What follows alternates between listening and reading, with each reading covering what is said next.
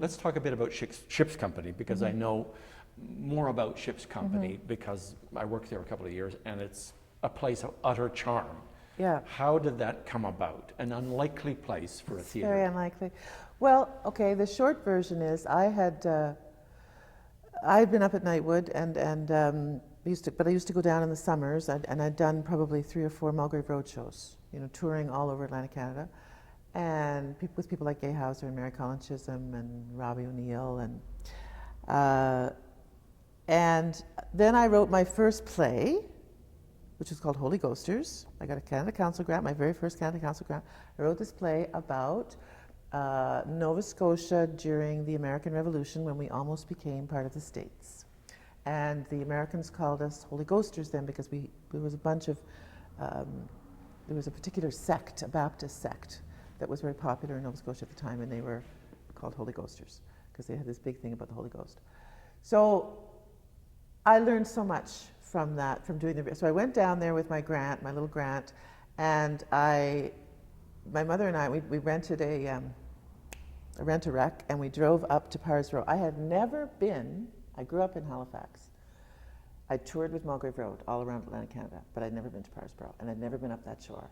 And I remember going up and thinking, oh my God, this is so beautiful, like seeing Five Islands for the first time, and then Parsboro, I'm going to the Ottawa House, and then the Tantramar Marshes, and it was like, why haven't I been here? This is so odd.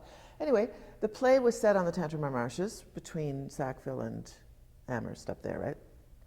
Bunch of research. Went back, workshopped the play in Guysborough, and Michael Fuller turned up as the stage manager.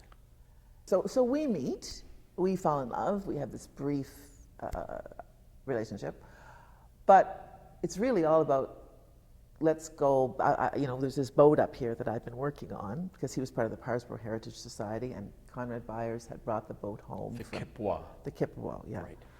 And the Kipwa was the ferry that It was the ferry that went across to Kingsport. So it was Wolfville, Kingsport, Parsboro. Which is where Kipwa comes from. That's where it comes from, yeah. The three. So this bunch of guys over there in Parsboro had worked very hard. Conrad Byers, really, if there was no Conrad Byers, there would be no Ship's Company, because he was the local historian, photographer, who had worked so hard to get this boat back from Newfoundland. It had been beached in Catalina. It was just falling apart like an old cockroach on the beach. He got he got somebody to donate the towing and bring it back. And it sat there in the Whitehall Beach and just looked so awful, right? And the locals were like, what are you doing with that? It's horrible. I said, no, we're going to raise the money, we're going to fix it up.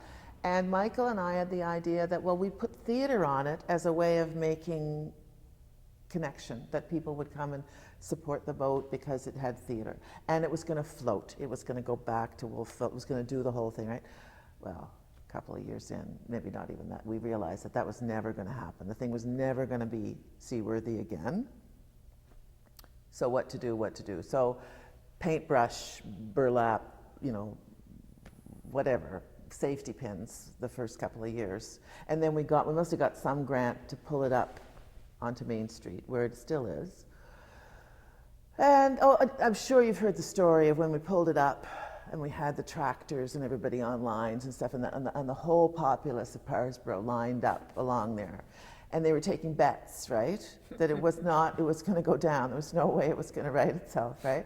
So the tide goes out and it falls over on its side, and all the engine stuff clunks to the bottom, and it just goes, right? And they're all in, and there's no way it's ever going to go up again. It's just going to go to the bottom. You're never going to get that up again. And of course, you know the story. The tide comes in, the tractors were, I remember pulling on ropes. There was like, all the women on this rope and all the... Wait a minute, the women on one rope and the men on the other? I don't know if that's true. I just remember I wasn't allowed to drive a tractor. I didn't know, because I couldn't drive a tractor. But anyway, I was pulling on a rope, and the thing came up. And there was this cheer from the outside the restaurant there, the stowaway. And it was remarkable, because people lost money that day, because the odds were so far against us. But that was, I think, a turning point. And then every summer we had we had a parachute one summer. We had a super large garbage bag one summer, we had the awning from a destroyer. And then we finally got the money to build the tent and the wharf. And I think that was 88. Right. When that, 5 years after inception. So I think it took, inception, the first The first summer was 84. Okay. So 4, 5, 6, 7. Yeah, the fifth summer. So for the first 4 summers, you were performed on the deck and people sat in chairs on the deck? Yeah, the first summer it was totally ambulatory. We had these little, like, did a little scene here and then went down and then went on the ground and did a scene and then did a scene in the little, because the old boat deck was still on it then, so it was even smaller. There was a little cabin where people had sat, because it was a car ferry, right? So there's like space for like 8 cars and then a little cabin. So the first couple of years we still had that cabin, so it was really tiny. So you had to move around, and then we got the cabin taken off, and we had the whole deck, which was like that. The most amazing year that I remember was 1987, because we got a grant. We could do 2 plays. And we did the Summer of the Handley Page, which was the original commission by Carol Sinclair. A beautiful play, just heartwarming, romantic comedy, some music, local story, beautifully written. And the Handley Page was The Handley Page was an aircraft airplane. that had come in, yes. That's right. That had been in the transatlantic air race that was won by Alcock and Brown, and this plane had crashed in Parsboro in the summer of 1917, when Parsboro was really a very up-and-coming place. There were like 8 Parsboro hotels. was a big shipbuilding Very place big. on You the Bay couldn't of Fundy, see right? you couldn't see the water for the sail. That's what they used to say about the harbor. Yeah. And it was coal and lumber? It was like a port. It was lumber. There was most of it. I would say was lumber and gypsum on the other side. I don't know about. Were they taking coal I thought from Spring Hill. They might have been taking coal from coming Spring Hill. down, Yeah, the that would rail make link, sense. Yeah, and that that's would why make it was sense. so prosperous in Yeah. the late 19th century. Right. Yeah, it would be. Yeah, that would make sense. I just remember all the mills. There's all kinds of mills around there as well. But yeah, it was very prosperous. And so these Brits land in the middle of this little community, and of course, the Summer of Love, right? And so it was a lovely play. It was hugely successful. And we had such support. Like Stephen Oster was our designer, and he's a very wonderful, imaginative guy. And he also had help from some local people. We had a local retired engineer, although at that point he probably wasn't retired, yes. Kerwin Davison. Yep. And he and Kerwin designed an airplane, the what's it called, the front of the airplane, the nose anyway, that would crash.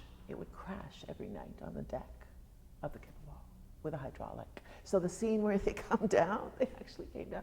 People died. It was so much fun. It was so much fun. It was like going to the fair. And people had rides in it. Afterwards they could have a ride in the airplane that went up. So there's a lot of tremendously creative people.